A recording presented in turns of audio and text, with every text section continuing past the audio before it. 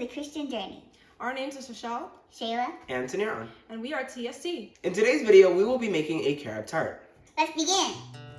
To start making the carob tart, you're going to need a pie dish, a teaspoon, a tablespoon, a 1 cup measurement, a spatula, a bowl, a glass measuring cup, and another bowl where we are going to add 3 tablespoons of ground flaxseed. In the same bowl, add 9 tablespoons of warm water and mix. Now set aside. In your larger bowl, add 1 cup of butter and 6 tablespoons of sugar. Mix well.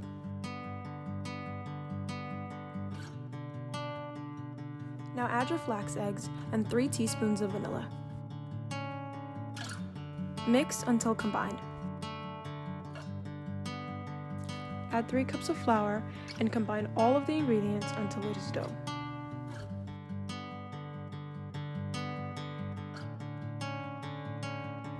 Wrap your dough in cling wrap and have it chill in the fridge for 30 minutes. In the meantime, chop 12 ounces of some carob bars. Here is the bar we used. We'll put the website in the description below. Don't forget to turn your oven to 340 degrees. Now pour 1.5 cup of cream into a pot and turn your stove on to medium heat. Make sure it doesn't boil. Put the chopped bars into your glass measuring cup and mix until smooth and dark. Get your dough from the fridge and make it big enough to fit in the pie dish.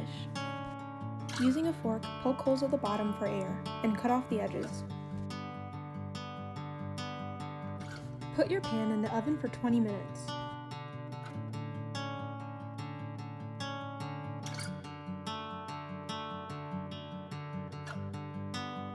When it is done, it may feel really soft, but letting it cool off for about 20 to 30 minutes will fix that.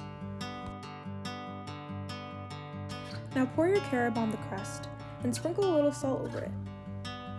Put it in the fridge to chill for 30 minutes to an hour. And there you go, you made a carob tart.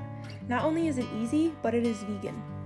Fun fact, did you know that John the Baptist ate carob, which is also known as a locust bean? Carob also has a lot of health benefits. We really appreciate you watching and we hope you enjoyed. Bye.